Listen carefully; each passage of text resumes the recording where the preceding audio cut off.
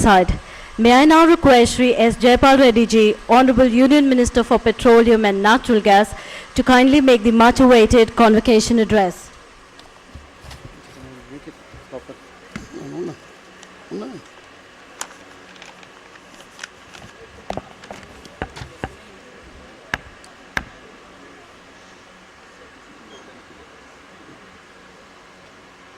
Swami Dr. Parthsarathi, who is the moving finger behind this glorious institution, my distinguished friend, eminent bureaucrat, today's celebrated awardee, Sri T.K. Nair ji, Excellency Ambassador Belarus, distinguished faculty members, distinguished students, ladies and gentlemen. I consider it an honor and privilege to have been called upon to deliver the convocation address on this occasion. I am not a stranger to this institution insofar as I came before, and I consider it indeed a unique distinction to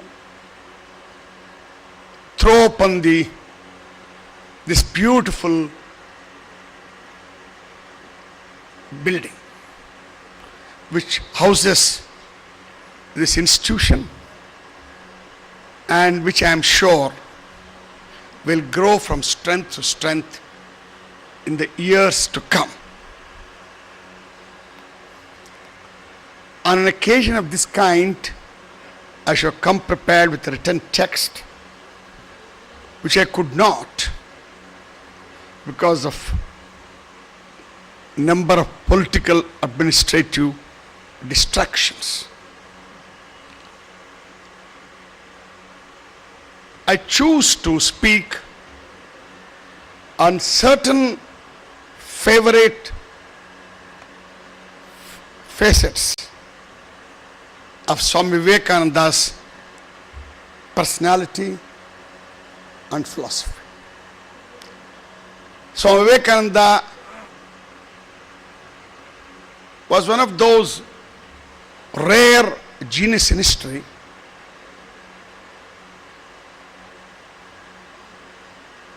who had variegated gifts. He was a protean personality. He was an orator par excellence. He was an organizer par excellence. He was an apostle of patriotism. He was also a very important, innovative, evolving thinker.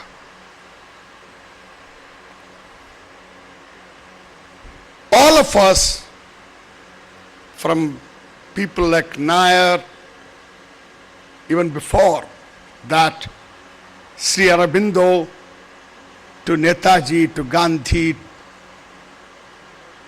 to all of you and me,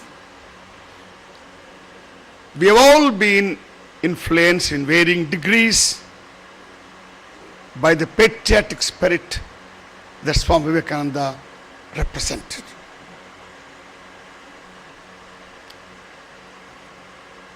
But I wish to dwell only on certain aspects of his personality. Every great personality, I mean public personality, is born in a particular context. That context is bound to influence the thinking and actions of that personality.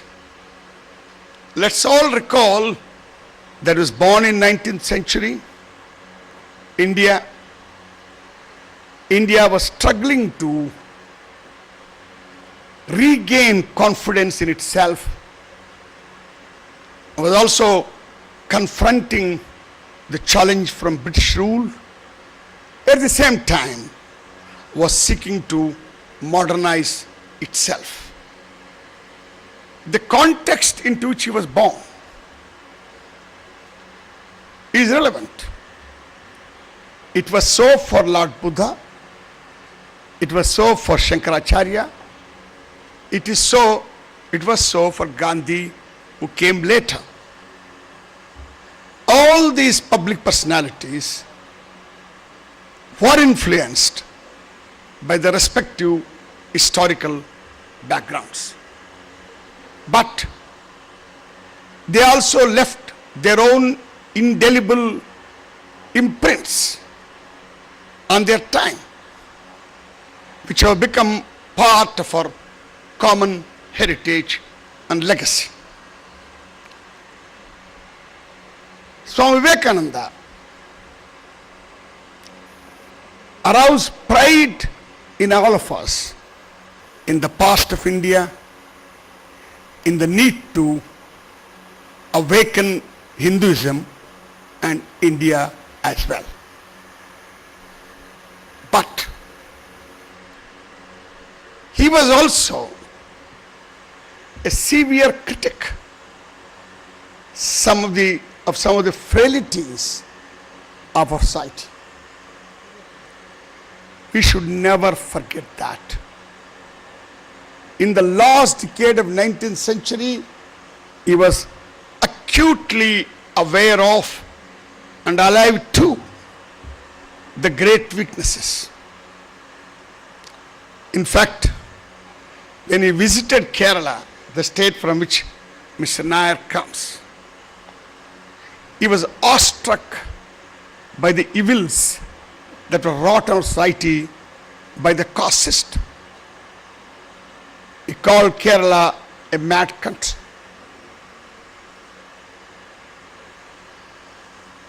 And I quote Swami Vivekananda, I can do no better. He has put it briefly and pithily in the following words. No religion on earth preaches the dignity of humanity in such a lofty strain as Hinduism. And he adds, no religion on earth treads upon the necks of the poor and the low in such a fashion as Hinduism. In one brief para, he brought out the unique glory of Hinduism and the Achilles heel of Hinduism. So I wish to focus on Vivekananda as a radical Hindu reformer, which is very relevant even today. He also recognized the need for endowing women with power, energy, and strength. And he talks in favor of upliftment of women. So in another brief but telling para, he says, in India, there are two great evils. One is trampling on the woman and grinding the poor through caste restrictions. He talked of two deadly weaknesses of Hindu society: the neglect of women and the caste system.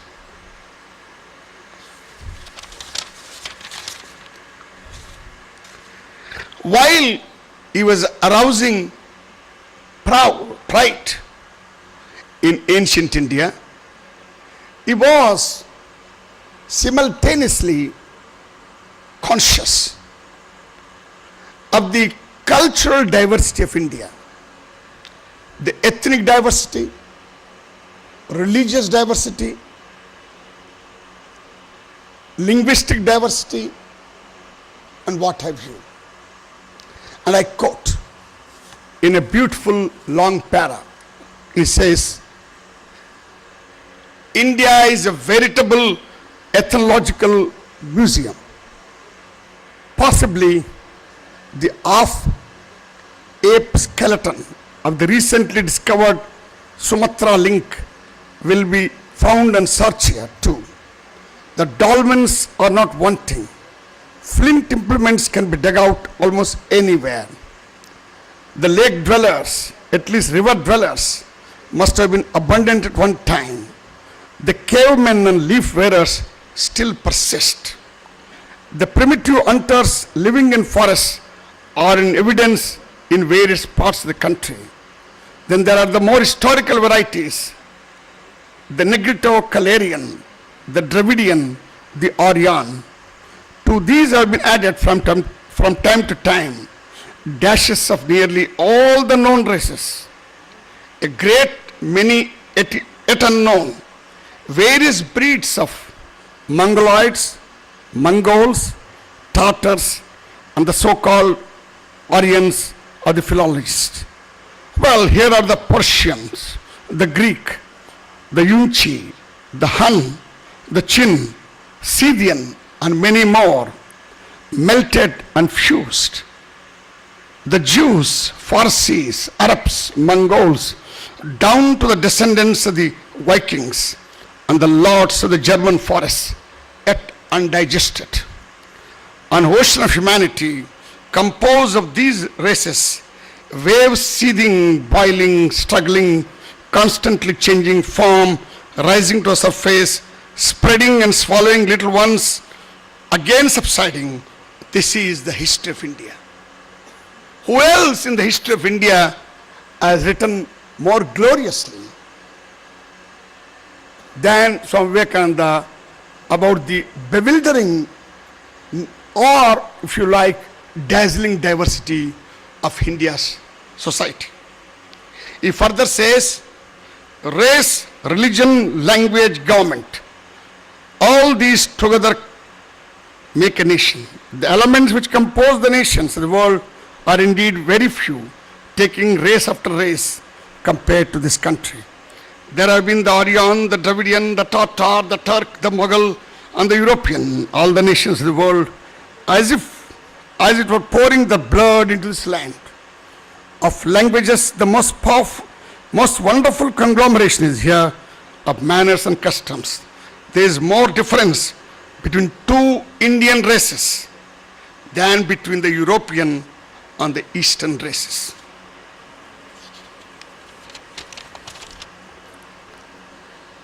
Having regard to this religious ethnic diversity, he preached his own brand of, if I may say so, secularism. And I quote, the Christian is not to become a Hindu. A Buddhist or a Hindu or a Buddhist to become a Christian. But each must assimilate the spirit of the others and yet preserve his individuality and grow according to his own law of growth. He adds further, sex must be, but sectarianism need not. I repeat, sex must be, what here means religions must be, but sectarianism need not. To put in modern English, communalism need not. Who could have been a more modern secularist than Swami Vivekananda? He was himself a Shudra. He belonged to Kshatriya community. He was so considered at that time. Fortunately, caste community, not Kshatriya, at that time was considered backward and Shudra.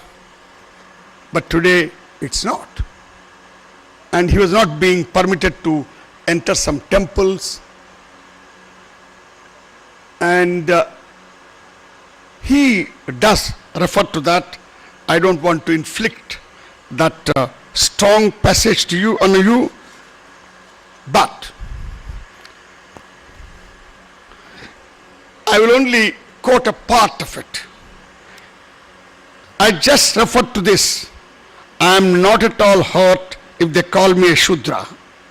It will be a little reparation for the tyranny of my ancestors or the poor. If I am a pariah, I will be all the more glad. So, he had deep sympathy for Shudras and pariahs, and in fact was the only person in 19th century who said future will witness the rise of Shudras. He had that prophetic vision. Why